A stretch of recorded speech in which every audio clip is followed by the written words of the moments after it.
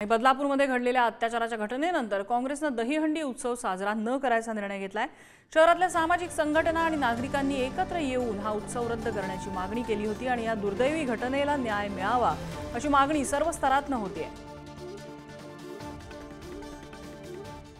या वर्षी आपण दहीहंडी उत्सव साजरा नाही करायचा जोपर्यंत त्या पीडित कुटुंबाला न्याय मिळत नाही तोपर्यंत आपण कुठल्याही प्रकारचे सार्वजनिक उपक्रम करायचे नाही असा निर्णय काँग्रेस पक्षातर्फे या ठिकाणी आम्ही जाहीर केला आणि तमाम बदलापूरकर या वर्षी कोणत्याही परिस्थितीत कुठेही दहीहंडीचा सार्वजनिक कार्यक्रम उत्सव साजरा करणार नाही।